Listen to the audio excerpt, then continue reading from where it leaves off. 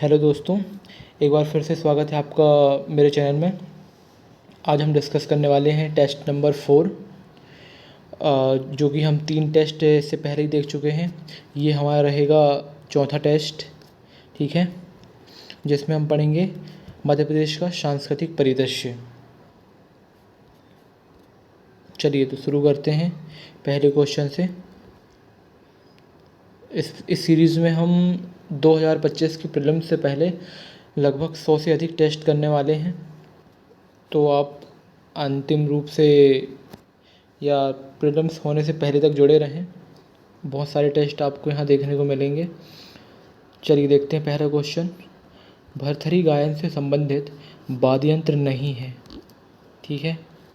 ये थोड़े कठिन क्वेश्चन होते हैं क्योंकि संस्कृति बहुत ज़्यादा पूछी जाती है और थोड़ी पेचीदा क्वेश्चन होते हैं उसके। भरथरी गायन से संबंधित वाद्य यंत्र नहीं है, ये मंजीरा उससे संबंधित नहीं है। बाकी बात करें चिंकारा की, तबला और सितार, ये तीनों चिंकारा, तबला और सितार ये भरथरी गायन से संबंधित हैं। बाकी मंजीरा इससे संबंधित नहीं है। भरथरी गायन मालवा क्षेत्र में नाथ संप्रदाय के लोगों द्वारा एकल या सामूहिक रूप से किया जाता है। इसके अंतर्गत गोरखवाणी, कबीर, मीरा आदि के भजन गाए जाते हैं, ठीक है। ये आप डिस्क्रिप्शन बिल्कुल पढ़ सकते हैं, इसको छोड़ें ना। नारदीय भजन के रूप में जाना जाता है। नारदीय भजन के रूप में किसे जाना जाता है? ये निर्गुड़िया को जाना जाता है। निर्गुड़िया गायन में कबीर के आध्यात्म की छाप होती है तथा नश्वर शरीर एवं आत्मा की अमरता की विवेचना होती है इसमें, ठीक है। चलिए आगे देखते हैं। मोरध्वज एवं कर्ण की गाथाओं को किस लोकगीत में प्रस्तुत किया जाता है?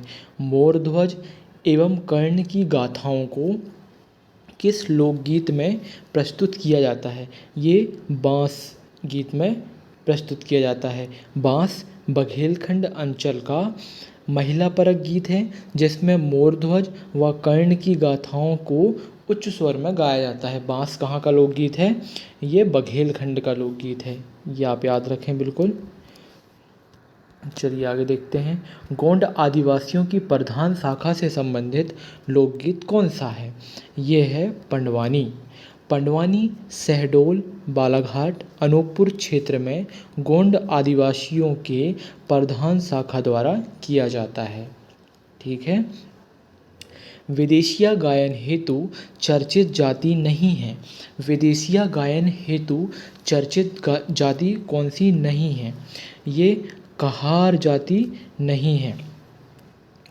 विदेशिया बघेलखंड अंचल का लोकगीत है जिसे तेली, कोटवार तथा ये गड़रिया, तेली, कोटवार और गड़रिया, ये 3 जातियाँ जो है विदेशिया गायन से संबंधित हैं और इसके लिए जानी जाती हैं। कहार जाति इसके लिए चर्चित नहीं है। बाकी 3 कौन सी हैं? तेली, गड़रिया और कोटवार, ये विदेशिया गायन के लिए फेमस जाति हैं, ठीक है। कहरवा दादरा तालों पर किया जाने वाला लोकनृत्य है। कहरवा दादरा तालों पर किया जाने वाला लोकनृत्य है आड़ा खड़ा लोकनृत्य।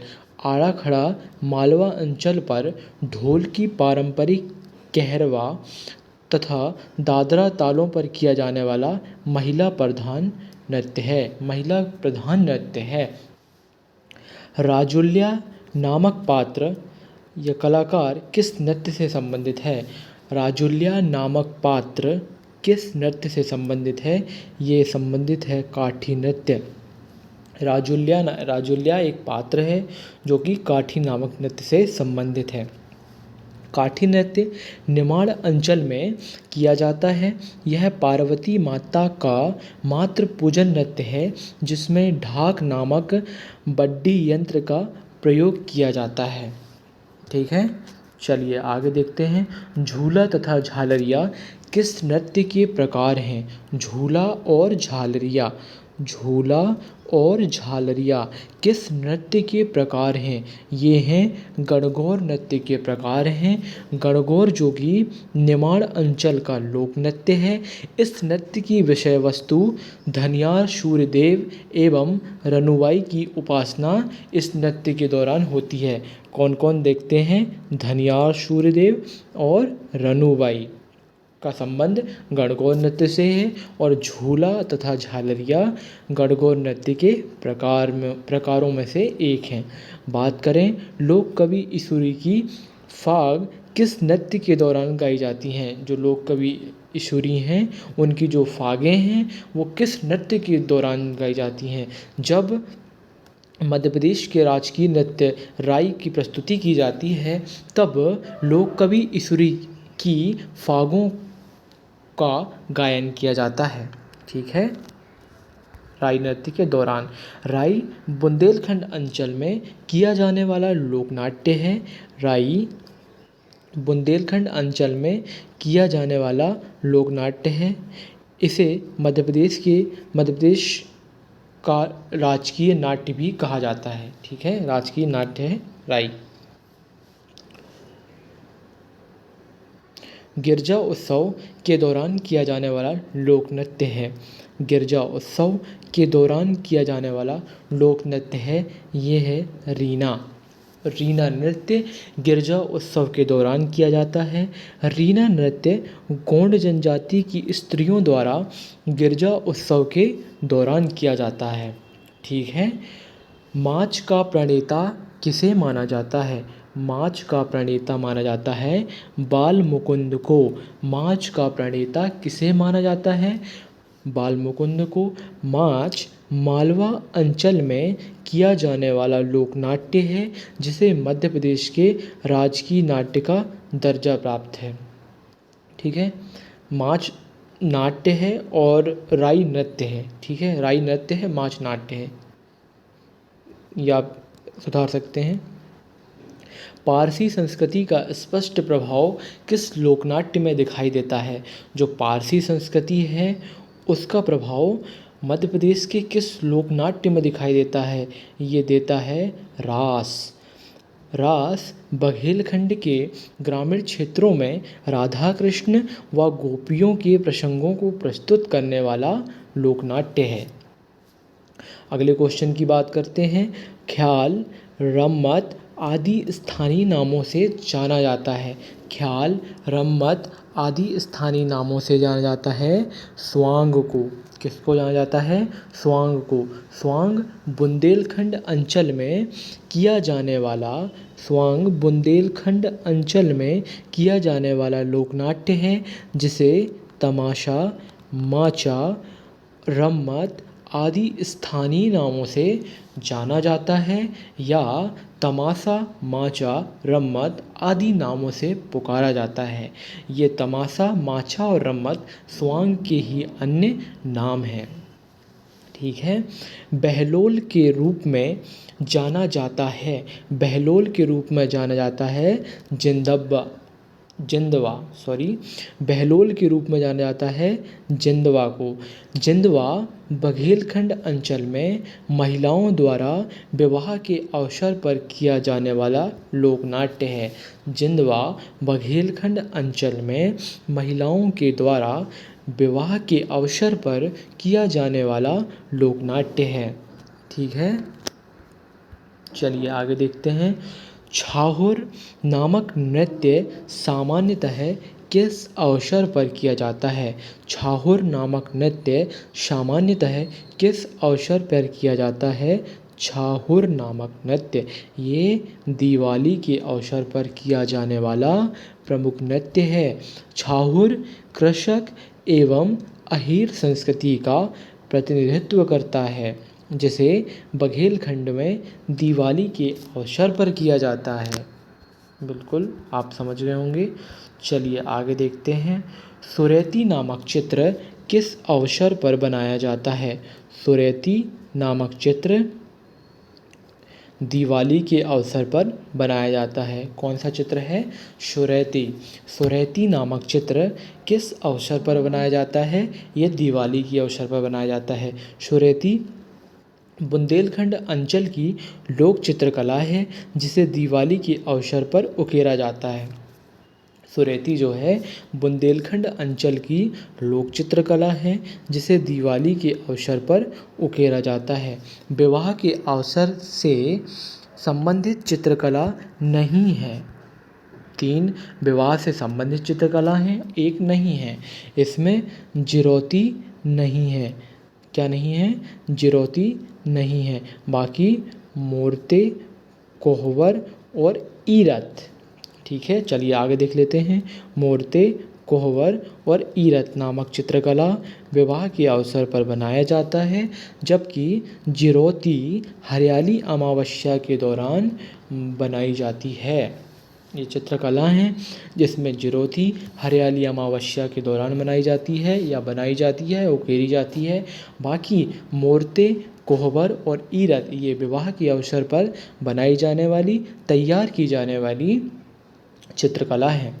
अगला क्वेश्चन देखते हैं। जादू टोना से बचाव हेतु बनाई जाने वाली चित्रकला कौन सी है? मतलब जादू टोना से आप बच जाएंगे, ये ऐसी चित्रकला है जिसका नाम है सवनाही। मालवा अंचल में जादू टोना से बचाव हेतु सवनाही नामक चित्रकला गोबर से बनाई जाती है। सवनाही चित्रकला गोबर का प्रयोग कर तैयार की जाती है और सवनाही से मालवा अंचल के व्यक्ति जादू टोना से मुक्त हो जाते हैं। काफ़ी महत्वपूर्ण बात है ये। गोबर के माध्यम से बनाई जाने वाली लोक चित्रकला नहीं है। ठीक है, अब गोबर से बनाई जाने वाली हमने देख लिया। अब देखते हैं जो गोबर से नहीं बनाई जाती है, इसका नाम है चित्रावण। दोजपुतलिया, सवनाही, संजा का निर्माण गोबर के माध्यम से किया जाता है। सवनाही हमने ऊपर देखा। बाकी दोजपुतलिया और संजा का भी निर्माण गोबर के माध्यम से किया जाता है, जबकि चित्रावण विवाह के अवसर पर खड़िया से बनाई जाती है।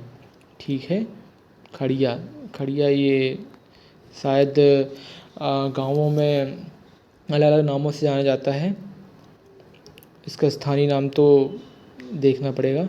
चलिए आगे देखते हैं। अंगरोहन नामक चित्रकला का संबंध किस अंचल से है?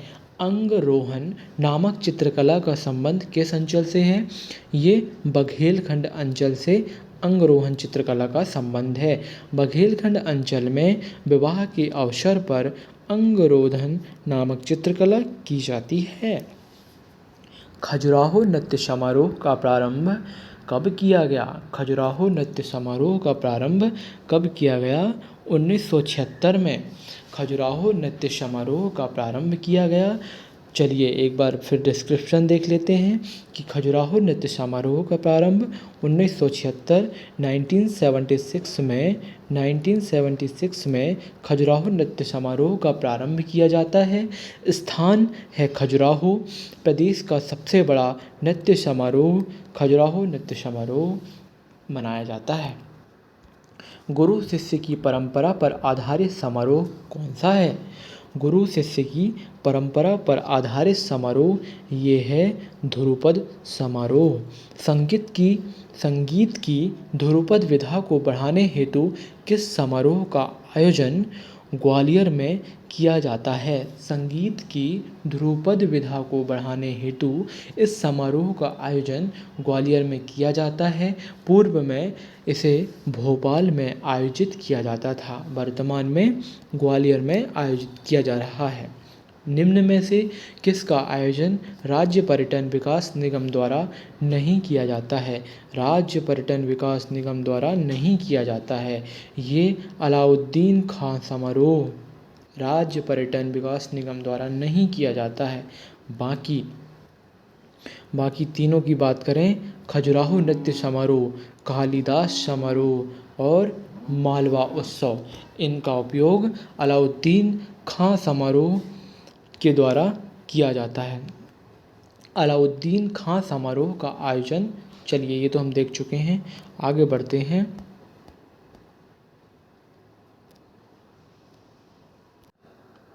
चलिए अगला क्वेश्चन देखते हैं। शारदा उत्सव का आयोजन कहाँ किया जाता है? शारदा उत्सव का आयोजन चित्रकूट में किया जाता है। सतना जिले के चित्रकूट में शारदा उत्सव का आयोजन किया जाता है। शारदा उत्सव का आयोजन चित्रकूट में किया जाता है। शारदा उत्सव का आयोजन चित्रकूट में किया जाता है। मध्य प्रदेश समारोह का आयोजन कहाँ किया जाता है? मध्य प्रदेश समारोह का आयोजन नई दिल्ली में किया जाता है। मध्य प्रदेश समारोह का आयोजन नई दिल्ली में किया जाता है। मध्य प्रदेश समारोह का आयोजन संस्कृति विभाग के द्वारा प्रत्येक वर्ष नई दिल्ली में किया जाता है। इसका आयोजन कौन करवा रहा है? संस्कृति विभाग करवा रहा है। मध्य प्रदेश समारोह का आयोजन नई दिल्ली में होता है, जो कि संस्कृति विभाग के द्वारा करवाया जाता है। अहीरों के लोक आख्यान के रूप में जाना जाता है। अहीरों का लोक आख्यान है हीड गायन। हीड गायन को अहीरों का लोक आख्यान कहा जाता है। श्रावण महीने में हीड गायन की प्रथा है। किस महीने में? श्रावण के मास में। यह गायन उच्च स्वर व शास्त्रीय शैली में गाया जाता है। कलगी तुर्रा नामक लोकगीत में किस वाद्य यंत्र का प्रयोग किया जाता है? कलगी तुर्रा नामक लोकगीत में किस वाद्य यंत्र का प्रयोग किया जाता है? ये चंग नामक वाद्य यंत्र का प्रयोग किया जाता है। कलगी तुर्रा निमाड़ अंचल में गाया जाने वाला प्रतिस्पर्धात्मक लोकगीत है, जिसमें भगवान शिव की उपासना की जाती है। प्रहलाद सिंह टिप्पणियाँ किस गायन के लिए प्रसिद्ध हैं? प्रहलाद सिंह टिप्पणियाँ किस गायन के लिए प्रसिद्ध हैं? ये निर्गुणी गायन के लिए प्रसिद्ध हैं। निर्गुणिया गायन में कबीर के आध्यात्म छाप होती है। इसमें शरीर की नश्वरता तथा आत्मा की अमरता का उल्लेख होता है। इसमें शरीर की नश्वरता और आत्मा की अमरता का उल्लेख होता है। मतलब निर्गुणिया गायन में होता है कि शरीर का नाश हो जाता है और आत्मा अमर रहती है। इस चीज़ का वर्णन निर्गुणिया गायन में किया जाता है और निर्गुणिया गायन का संबंध प्रहलाद सिंह टिप्पणियाँ से है। ठीक है, अगला क्वेश्चन देखते हैं। नारियल की नट्टी बाँस तथा घोड़े के बालों से बनाया जाने वाला पारंपरिक वाद्य यंत्र कौन सा है? नारियल की नट्टी, ठीक है, नारियल को जो नारियल अपन छीलते हैं ना, वो मूंछ, उसको नट्टी कहा जाता है। नारियल की नट्टी बाँस तथा घोड़े के बालों से बनाया जाने वाला पारंपरिक वाद्य यंत्र कौन सा है? ये है चिंकारा या चिकारा। चिकारा वाद्य यंत्र का प्रयोग भरथरी गायन के दौरान में प्रयोग किया जाता है, जिसे मालवा अंचल में प्रातः कालनाथ संप्रदाय के लोगों द्वारा किया जाता है। ठीक है, कौन सा संप्रदाय है? प्रातः कालनाथ संप्रदाय। ऐतिहासिक चरित्रों के गायन के लिए प्रसिद्ध लोकगीत कौन सा है? ऐतिहासिक चरित्रों के गायन के लिए प्रसिद्ध लोकगीत कौन सा है? ये बैरायट गायन है। ऐतिहासिक चरित्रों के लोक गायन के लिए या गायन के लिए प्रसिद्ध लोकगीत कौन सा है? बैरायट गायन। यह कथा गायन शैली है, जिसमें महाभारत एवं अन्य ऐतिहासिक चरित्रों की कथा गाई जाती है। ठीक है, काठी नृत्य के कलाकारों के प्रमुख पात्र को क्या कहते हैं? ये कहते हैं राजोल्या। काठी नृत्य वलाही हरिजन समुदाय के द्वारा निमाड़ अंचल में किया जाता है। इस लोक नृत्य में ढाक नामक वाद्य यंत्र का प्रयोग किया जाता है। काठी नृत्य में किस वाद्य यंत्र का प्रयोग किया जाता है? ढाक। गीत की भावनाओं को समझाने के लिए नर्तक द्वारा कथक के समान परिचालन किस नृत्य में किया जाता है? गीत की भावनाओं को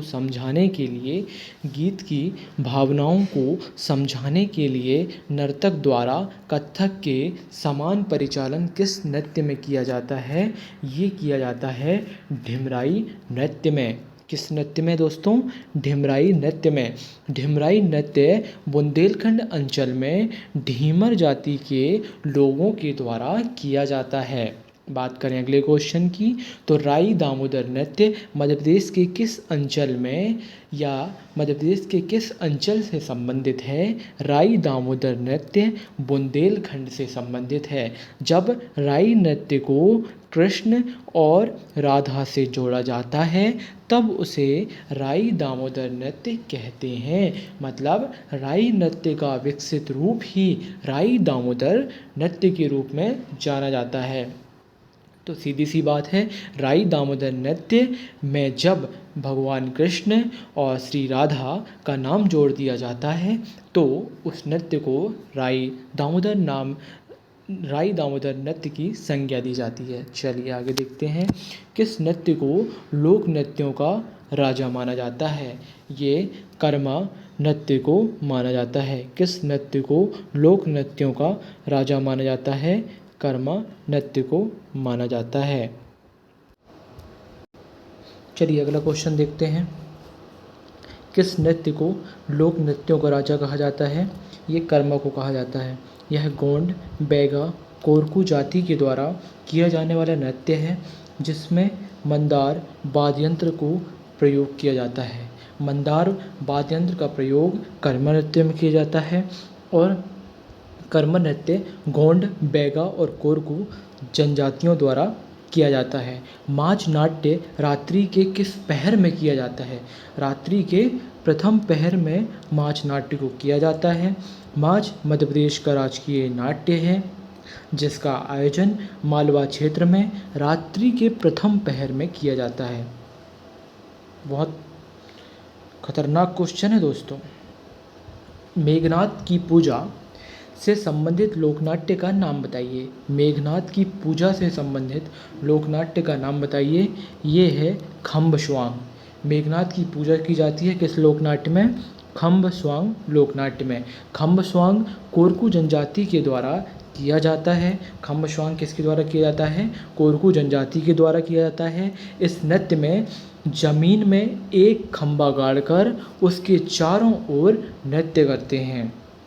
ठीक है। पशु तथा मानव के परस्पर संयोग का अभिनय प्रस्तुत करने वाला लोक कला है। कौन सी? मतलब पशु तथा मानव के परस्पर संयोग, पशु और मानव का परस्पर संयोग का अभिनय प्रस्तुत करने वाला लोक कला कौन सी है? ये है लकड़बग्घा। लकड़बग्घा मध्य प्रदेश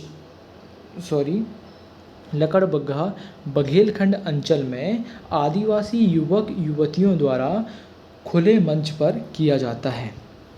ये आदिवासी युवक युवतियों द्वारा किया जाता है। ठीक है। चलिए आगे देखते हैं, नौटंकी के प्रमुख पात्र को क्या कहते हैं? नौटंकी के प्रमुख पात्र को सूत्रधार कहा जाता है। नौटंकी का उद्भव भारतेंदु हरिश्चंद्र के नाटकों से हुआ है जिसके प्रमुख पात्र को सूत्रधार कहते हैं। अगला क्वेश्चन, शारीरिक शक्तियों को प्रदर्शित करने वाली लोक कला का नाम बताइए। ये है अखाड़ा जिसमें शारीरिक शक्तियों का प्रदर्शन किया जाता है। अखाड़ा लोक नाट्य का प्रचलन बुंदेलखंड एवं बघेलखंड दोनों लोक अंचलों में किया जाता है। इसमें शारीरिक कलाओं का प्रदर्शन भी किया जाता है। किन कलाओं का? शारीरिक कलाओं का प्रदर्शन किया जाता है। कहरवा लोक नृत्य में किस वाद्ययंत्र का प्रयोग किया जाता है? कहरवा लोक नृत्य में किस वाद्ययंत्र का प्रयोग किया जाता है? ये टिकोरा और नगाड़ा। कहरवा जो लोक नृत्य है उसमें टिकोरा और नगाड़ा दो वाद्ययंत्रों का प्रयोग किया जाता है। कहरवा लोक नृत्य गोंड जनजाति के द्वारा किया जाता है जिसमें टिकोरा और नगाड़ा वाद्ययंत्र का प्रयोग किया जाता है। नवरथ नामक चित्रकला का प्रचलन किस अंचल में है?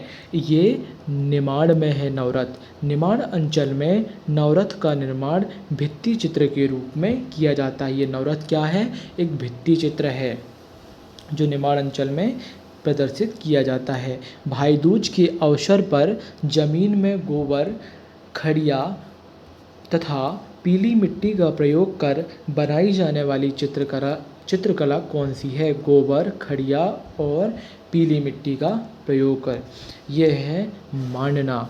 मांडना चित्रकला मध्य प्रदेश के मालवा अंचल में दिवाली तथा भाई दूज के अवसर पर किया जाता है। ठीक है, अगला क्वेश्चन देखते हैं। खोपड़ी पूजन नामक चित्रकला किस अवसर पर बनाई जाती है? खोपड़ी पूजन नामक चित्रकला देव उठनी ग्यारस के समय बनाई जाती है। खोपड़ी पूजन चित्रकला देव उठनी ग्यारस के समय बनाई जाती है। खोपड़ी पूजन नामक चित्रकला निमाड़ अंचल में देव उठनी ग्यारस के अवसर पर बनाई जाती है। कब बनाई जाती है? खोपड़ी पूजन नामक चित्रकला निमाड़ अंचल में देव उठनी ग्यारस के अवसर पर बनाई जाती है। चलिए अगला क्वेश्चन देखते हैं। चौक नामक चित्रकला किस अंचल में बनाई जाती है? कौन सी है? चौक। ये चौक बनाई जाती है बुंदेलखंड में। चौक कब कहाँ बनाई जाती है? बुंदेलखंड में। ठीक है, चौक चित्रकला का निर्माण मांगलिक अवसरों पर बुंदेलखंड में किया जाता है। चौक चित्रकला का निर्माण मांगलिक अवसरों पर बुंदेलखंड में किया जाता है। कुलदेवी के भित्ति चित्र के रूप में प्रसिद्ध हैं। ये हैं ईरत। ईरत निमाड़ अंचल में विवाह के दौरान बनाई जाने वाली भित्ति चित्रकला है। श्रीमती बत्तोबाई का संबंध किस शिल्पकला से है? श्रीमती बत्तोबाई का संबंध किस शिल्पकला से है? ये गुड़िया शिल्पकला से है। किस शिल्पकला से है? गुड़िया शिल्पकला से श्रीमती बत्तोबाई का संबंध माना जाता है। ग्वालियर का मतलब मध्य प्रदेश का ग्वालियर अंचल गुड़िया शिल्प हेतु प्रसिद्ध है, जबकि झाबुआ भेली गुड़िया का प्रमुख केंद्र है। ठीक है, शायद वो शांति परमार रमेश वर्मा यहीं से थे, जबकि झाबुआ भेली गुड़िया से संबंधित है और ग्वालियर गुड़िया शिल्प से संबंधित है। अगला क्वेश्चन देखते हैं। देखिए, दीवानिया काष्ठ कला का संबंध किस जनजाति से है? ये दीवानिया का संबंध है भील जनजाति से। काष्ठकला लकड़ी को विभिन्न आकृतियों जैसी गाड़ी के पहिए, मुखौटे, दरवाजे, खिलौने के निर्माण को कहा जाता है। आदि शिल्प की संज्ञा किसे दी जाती है? आदि शिल्प की संज्ञा मिट्टी शिल्प को दी जाती है। आदि शिल्प की संज्ञा मिट्टी शिल्प को दी जाती है। मनुष्य द्वारा सर्वप्रथम मिट्टी के बर्तन, मूर्तियाँ, खिलौने आदि बनाए गए हैं। मिट्टी का कार्य करने वाली मुख्य जाति कुम्हार है। ठीक है, अगला क्वेश्चन देखते हैं। किस स्थान का बटहोली नामक पात्र प्रसिद्ध है? उचेहरा सतना। किस स्थान का बटहोली नामक पात्र उचेहरा सतना का प्रसिद्ध है? धातु शिल्प के रूप में उचेहरा में कांसे से बनाया जाने वाला बटहोली पात्र प्रसिद्ध है। चलिए आगे देखते हैं। 50वां क्वेश्चन। नट जाति के लोग किस शिल्पकला से संबंधित हैं? ये हैं कठपुतली शिल्प। मध्य प्रदेश में कठपुतली कला उत्तर प्रदेश तथा राजस्थान से आई है। यह लकड़ी तथा कपड़े से बनाई जाती है। ठीक है, चलिए आगे देखते हैं। उज्जैन का भैरवगढ़ किस शिल्पकला के लिए प्रसिद्ध है? ये भैरवगढ़ प्रसिद्ध है छिपा शिल्पकला के लिए। हाथों के द्वारा कपड़ों पर उकेरा गया शिल्प छिपा शिल्प कहलाता है। उज्जैन का भैरवगढ़ छिपा शिल्प ये कहलाता है। उज्जैन, चलो ये रिपीट है। उज्जैन का जो है ये देख सकते हैं आप सीधे कि उज्जैन का भैरवगढ़ शिल्प जो है छिपा शिल्प के नाम से प्रसिद्ध। बस आँखें बनाकर उनकी प्राण प्रतिष्ठा किस अंचल की चित्रकला की प्रमुख विशेषता है? आँखें बनाकर उनकी प्राण प्रतिष्ठा किस अंचल की चित्रकला की प्रमुख विशेषता है? ये है निमाड़। निमाड़ अंचल की चित्रकला प्राग ऐतिहासिक आकृतियों से मिलती जुलती प्रतीत होती है। ठीक है, अगला देखते हैं। पुतरी की आकृति व रेखाओं की सूक्ष्मताएं किस अंचल की चित्रकला में बहुतायत पाई जाती हैं? ये बुंदेलखंड की चित्रकला में बहुतायत पाई जाती हैं। बुंदेलखंड के चित्रों की प्रमुख व रेखाओं की सूक्ष्मताएं किस अंचल की चित्रकला में बहुतायत पाई जाती हैं? ठीक है। अगला क्वेश्चन, बसोर जाति का संबंध किस शिल्पकला से है? बसोर जाति लकड़ी के बर्तन हेतु ये प्रसिद्ध है, बाँस शिल्प का निर्माण करती है। बसोर जाति के लोग लकड़ी के बर्तन बनाने हेतु प्रसिद्ध हैं, जिनके द्वारा बाँस के टोकरे, पंखे आदि का निर्माण किया जाता है। दरी कालीन आदि शिल्पकला के उदाहरण हैं। दरी और कालीन आदि शिल्पकला ये है हस्तशिल्प। हस्तशिल्प के अंतर्गत हाथ से बुनी गई दरी, कालीन, कंबल आदि को शामिल किया जाता है। ठीक है, आगे देखते हैं। मुक्तिबोध समारोह का आयोजन कहाँ किया जाता है? मुक्तिबोध समारोह का आयोजन भिंड में किया जाता है। मुक्तिबोध समारोह का आयोजन भिंड में किया जाता है। कहाँ किया जाता है? भिंड में। मुक्तिबोध समारोह भिंड, केशव जयंती समारोह ओरछा, मध्य प्रदेश समारोह नई दिल्ली और खजुराहो समारोह खजुराहो में। ठीक है, बिल्कुल आप ये याद रखें। अगला क्वेश्चन देखते हैं। टेपा समारोह कहाँ आयोजित किया जाता है? टेपा समारोह उज्जैन में आयोजित किया जाता है। टेपा समारोह उज्जैन, पद्माकर समारोह सागर, भोज समारोह धार और शारदा उत्सव चित्रकूट में आयोजित किया जाता है। जनजाति फिल्मोत्सव का आयोजन कहाँ किया जाता है? जनजाति फिल्मोत्सव का आयोजन इंदौर में किया जाता है। जनजाति फिल्मोत्सव इंदौर देख चुके हैं। मध्य पर्व का आयोजन भोपाल में, कला समारोह का आयोजन फिर से भोपाल में और बालकृष्ण शर्मा नवीन समारोह भी भोपाल में किया जाता है। जनजाति फिल्मोत्सव समारोह इंदौर में, मध्य पर्व समारोह भोपाल, कला समारोह भोपाल, बालकृष्ण शर्मा समारोह भोपाल। उस्ताद अमीर खां संगीत समारोह का आयोजन कहाँ किया जाता है? उस्ताद अमीर खां संगीत समारोह का आयोजन इंदौर में किया जाता है। उस्ताद अमीर खां संगीत समारोह का आयोजन इंदौर में किया जाता है।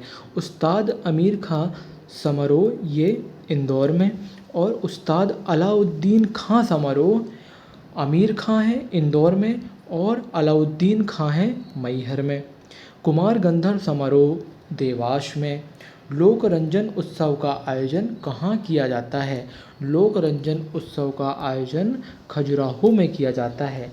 लोक रंजन उत्सव खजुराहो, लोकरंग उत्सव भोपाल, श्री राम उत्सव भोपाल और युवा उत्सव फिर से भोपाल।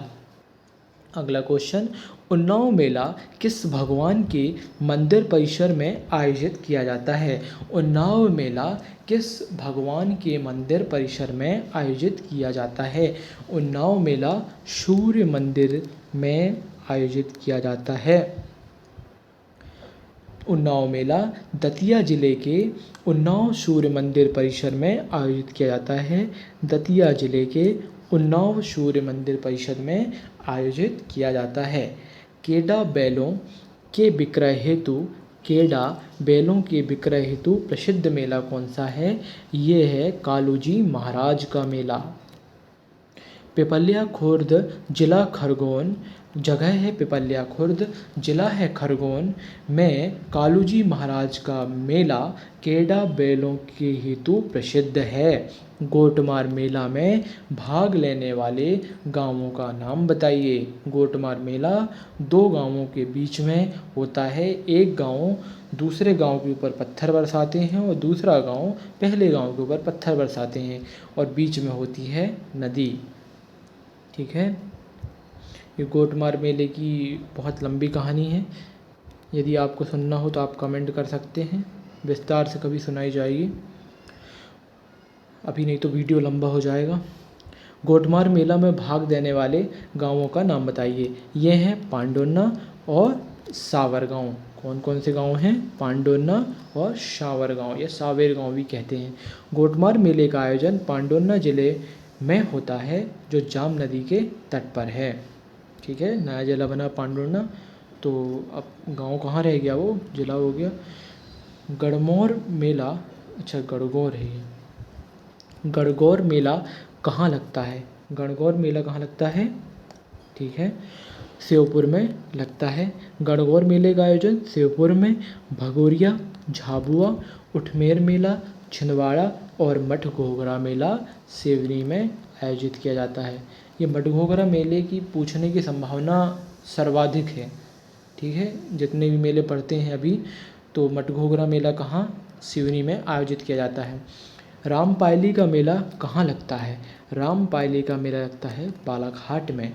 तो देखते हैं, रामपायली का मेला बालाघाट, हीरा भूमिया का मेला ग्वालियर, गरीबनाथ मेला शाजापुर और बड़े बाबा का मेला दमोह में। ठीक है, चलिए आगे देखते हैं। आदिवासी लोक एवं परंपरा कला के क्षेत्र में कौन सा पुरस्कार दिया जाता है? आदिवासी लोक एवं परंपरा कला के क्षेत्र में कौन सा पुरस्कार दिया जाता है? ये दिया जाता है तुलसी सम्मान या देवी अहिल्याबाई सम्मान। ये दो पुरस्कार क्यों हैं? क्योंकि एक पुरुष कलाकार को दिया जाता है, दूसरा महिला कलाकार को। तो आप समझ गए होंगे, जो तुलसी सम्मान है वो पुरुष कलाकार को देंगे और देवी अहिल्याबाई सम्मान है वो महिला कलाकार को देंगे। स्वाभाविक सी बात है। अगला क्वेश्चन देखते हैं, लोक कला के क्षेत्र में दी जाने वाली फेलोशिप कौन सी है? लोक कला के क्षेत्र में दी जाने वाली फेलोशिप का नाम है चक्रधर फेलोशिप।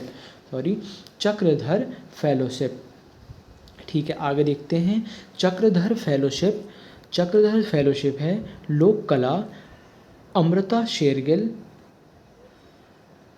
जो चक्रधर फेलोशिप है वो लोक कला से संबंधित है, अमृता शेरगिल फेलोशिप वो ललित कला से संबंधित है, और राजेंद्र माथुर फेलोशिप जो है पत्रकारिता से संबंधित। ये अलग अलग फेलोशिप है। जैसे चक्रधर फेलोशिप लोक कला से संबंधित है, अमृता शेरगिल फेलोशिप ललित कला से संबंधित है, राजेंद्र माथुर फेलोशिप पत्रकारिता से संबंधित है। अगला देखते हैं, अमृता शेरगिल फेलोशिप किस क्षेत्र में प्रदान की जाती है? अभी हमने पढ़ा ललित कला के क्षेत्र में। फिर से देख लेते हैं कि अमृता शेरगिल फेलोशिप ललित कला के क्षेत्र में, गजानन माधव मुक्ति बुद्ध फेलोशिप साहित्य के क्षेत्र में, और श्रीकांत वर्मा फेलोशिप गैर हिंदी साहित्य का हिंदी में अनुवाद करने के लिए प्रदान किया जाता है। पूर्वाग्रह नामक पत्रिका किस संस्था द्वारा संपादित की जाती है? ये की जाती है भारत भवन के द्वारा। भारत भवन के द्वारा पूर्वाग्रह नामक पत्रिका का संपादन किया जाता है। बात करें भारत भवन की, भारत भवन जो कि वर्तमान में भोपाल में स्थित है, इसकी स्थापना 1982 में की गई थी। कब की गई थी? 1982 में। अल्लामा इकबाल अदबी अकादमी की स्थापना किस वर्ष की गई? अल्लामा इकबाल अदबी अकादमी की स्थापना, ये दोस्तों ये अकादमी मैं पहली बार सुन रहा हूँ, किसी बुक में ये अकादमी नहीं दी गई है, जितनी बुक मैंने अभी तक पढ़ा हूँ। ठीक है, आप इसे नोट कर सकते हैं। ये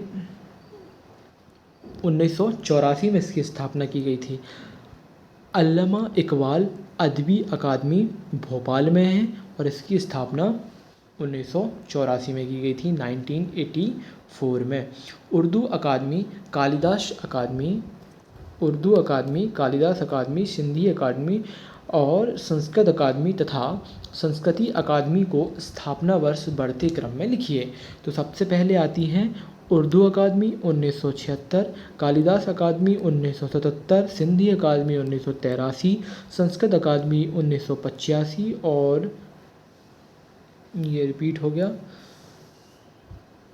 और हाँ ये संस्कृत अकादमी 1985 और संस्कृति अकादमी 2003 है। ये भी हम बहुत कम पढ़ते हैं, संस्कृति अकादमी 2003, ऐसे भी नोट कर लें। तुलसी अकादमी द्वारा किस पत्रिका का संपादन किया जाता है? तुलसी अकादमी द्वारा समाधान पत्रिका का संपादन किया जाता है। तुलसी अकादमी की बात करें, इसकी स्थापना की गई थी 1987 में, जो कि भोपाल में स्थित है। तुलसी अकादमी की स्थापना 1987 में भोपाल में की गई थी। भारत भवन का कौन सा भाग शास्त्रीय व लोक संगीत सामग्री हेतु विख्यात है? भारत भवन का कौन सा भाग शास्त्रीय व लोक संगीत सामग्री हेतु विख्यात है? ये है अनहद। क्या है? अनहद। भारत भवन को 6 भागों में बांटा गया है। भारत भवन को कितने भागों में बांटा गया है? 6 भागों में बांटा गया है। अनहद, वागर्थ, रूपांकर, ललित, आकार और अतरंग और बहिरंग। अतरंग बहिरंग ये एक ही है। ठीक है। मुंशी प्रेमचंद पीठ कहाँ स्थित है? मुंशी प्रेमचंद पीठ स्थित है विक्रम विश्वविद्यालय उज्जैन के अंतर्गत। मुंशी प्रेमचंद पीठ की बात करें, ये उज्जैन में है। अभिलेखा राजशेखर पीठ जबलपुर और गजानन माधव मुक्तिबोध पीठ ये सागर में स्थित है। गजानन माधव मुक्तिबोध पीठ कहाँ है? सागर में, वर्तमान सागर जिले में। मध्यालोक भवन का उद्घाटन किस वर्ष किया गया? मध्यालोक भवन का उद्घाटन 2019 में किया गया। मध्यालोक भवन मुंबई में है। वर्ष 2019 में मुख्यमंत्री कमलनाथ द्वारा लोकार्पण किया गया था। ठीक है। मध्यालोक भवन का उद्घाटन मुंबई में किया गया, 2019 में किया गया। वर्तमान तत्कालीन मुख्यमंत्री श्री कमलनाथ के द्वारा किया गया लोकार्पण 2019 में किया गया। बुंदेलखंड का सबसे प्राचीन मेला कौन सा है? बुंदेलखंड का सबसे प्राचीन मेला ये है रहस्य मेला। रहस्य बहुत पुराने होते हैं तो आप समझ सकते हैं इससे।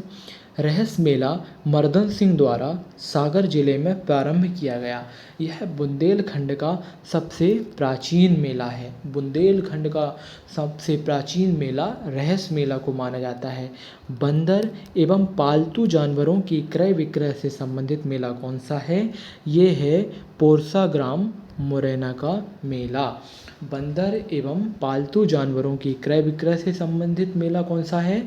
पालतू जानवरों की क्रय विक्रय हेतु मुरैना के पोरस ग्राम में नागाजी का मेला लगता है। नवविवाहितों द्वारा पतंगबाजी हेतु प्रसिद्ध मेला किस जिले में लगता है? ये पतंगबाजी करते हैं अशोकनगर में। अशोकनगर में गाजी मियाँ का मेला लगता है जिसमें नवविवाहितों द्वारा पतंगबाजी की जाती है। चरखा खादी का मेला कहाँ लगता है? चरखा खादी का मेला भोपाल में आयोजित किया जाता है।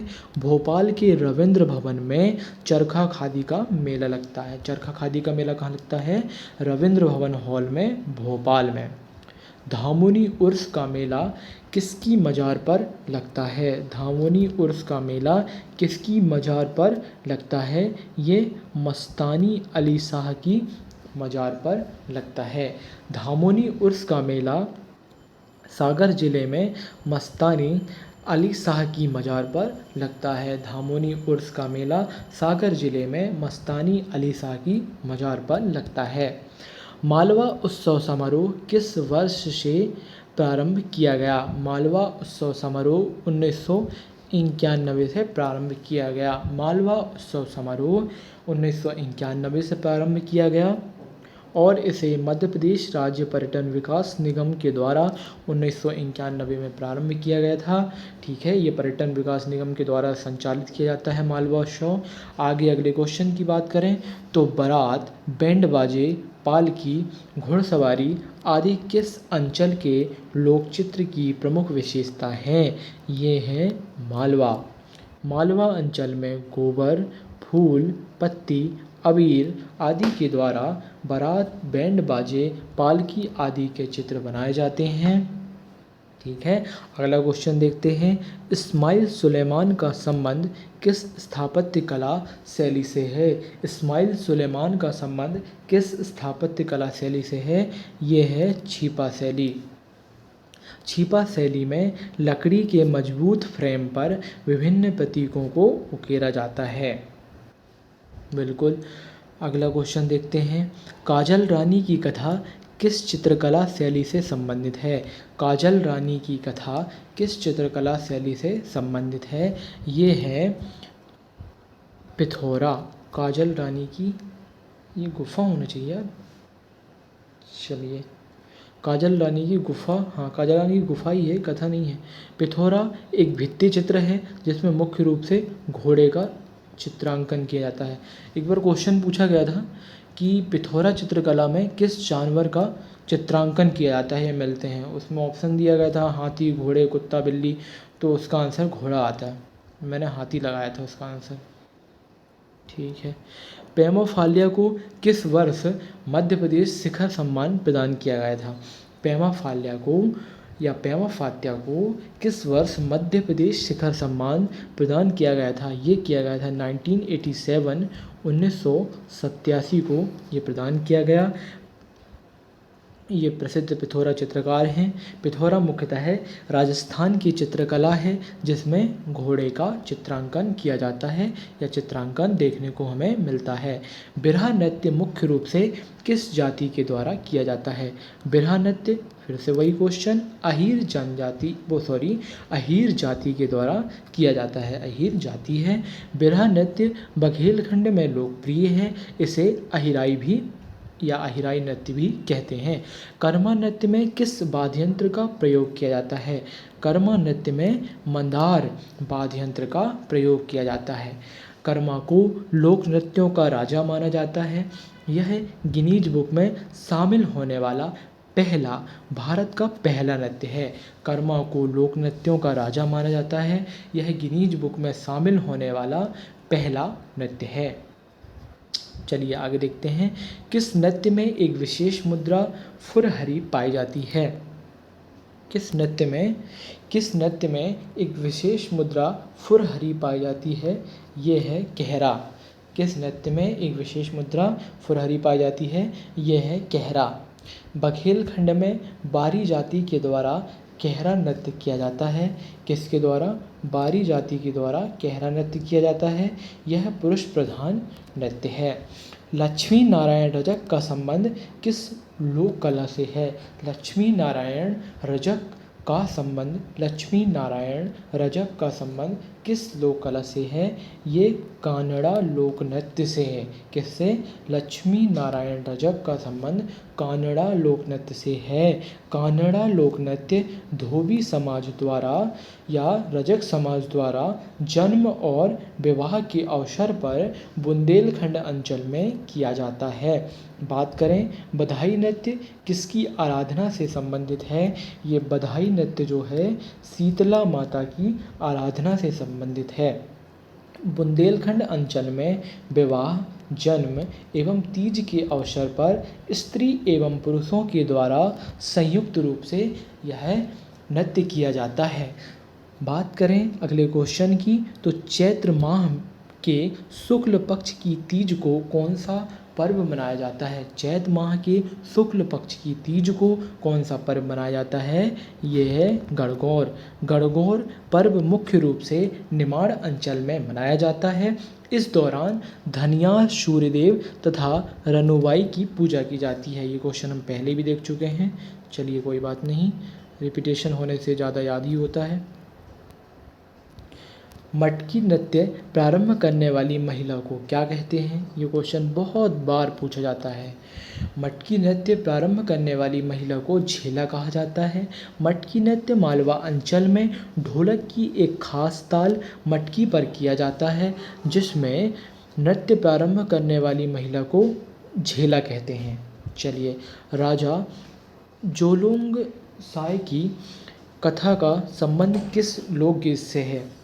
ठीक है, राजा जोलो जंग की कथा का संबंध किस लोकगीत से है? यह है घोटुल पाटा। घोटुल पाटा गोंड तथा मुड़िया जनजाति द्वारा किया जाने वाला लोक गायन है। यह मृत्यु के समय किया जाता है। चौकारिया फाग मध्य प्रदेश के किस अंचल से संबंधित है? यह है बुंदेलखंड के अंचल से संबंधित है चौकारिया फाग। ठीक है। हरबोले जाति के लोगों द्वारा गाया जाने वाला लोकगीत कौन सा है? ये है बसदेवा। बसदेवा लोकगीत बघेलखंड अंचल में हरबोले जाति के लोगों के द्वारा रामायण और श्रवण कुमार की कथा सुनाई जाती है। उरुश्रंग एवं अंतराल किस स्थापत्य की विशेषता है? ये है बुंदेलखंड की। उरुश्रंग एवं अंतराल किस स्थापत्य की विशेषता है? ये है बुंदेलखंड की। रंगत दोहा का संबंध किस रंगमंच शैली से है? रंगत दोहा का संबंध माच रंगमंच शैली से है। माच मध्य प्रदेश का लोकनाट्य, राजकीय लोकनाट्य है, ये आप देख चुके हैं। इसके प्रणेता बाल मुकुंद हैं। माच के प्रणेता कौन है? बाल मुकुंद हैं। और इसका प्रस्तुत किया जाने वाला अंचल मुख्य रूप से मालवा है। बर्तनों पर चित्रकारी किस अंचल की विशेषता है? ये बघेलखंड की है। बघेली लोक चित्रों को हल्दी, आटे, चावल आदि की सहायता से दीवार एवं बर्तनों में किया जाता है। चंडी देवी का मेला कहाँ लगता है? चंडी देवी का मेला लगता है सीधी में। चलिए कुछ मेले दिए हैं इसमें। चंडी देवी का मेला सीधी में। चामुंडा देवी का मेला लगता है देवास में, ठीक है। और नवचंडी का खंडवा में। चलिए अंतिम और लास्ट क्वेश्चन देखते हैं हम। मध्य प्रदेश हिंदी ग्रंथ अकादमी की स्थापना कब की गई थी? मध्य प्रदेश हिंदी अकादमी की स्थापना की गई थी 1969 1969 में मध्य प्रदेश हिंदी ग्रंथ अकादमी की स्थापना की गई, जो कि वर्तमान भोपाल में स्थित है। और ये रचना नायक पत्रिका का प्रकाशन करती है। कौन सी पत्रिका? रचना नायक पत्रिका का। तो ठीक है दोस्तों, ये आज का था हमारा चौथा टेस्ट। और आगे आप भी कुछ इसी प्रकार के टेस्ट लगाना चाहते हैं, लगभग हम 100 से अधिक टेस्ट इसमें करेंगे प्रीलिम्स से पहले, जो कि ये डिस्कस रूप से बहुत महत्वपूर्ण है। क्योंकि बिना ऑप्शन वाले और उसमें तो हम कर ही लेते हैं, लेकिन ये डिस्कस करते हैं तो एक टेस्ट में लगभग 500-600 क्वेश्चन हमारे तैयार हो जाते हैं। तो ये था मध्य प्रदेश का सांस्कृतिक परिदृश्य, जो कि आपने देखा और समझा होगा। चलिए मिलते हैं अगले टेस्ट में, तब तक के लिए बहुत बहुत धन्यवाद।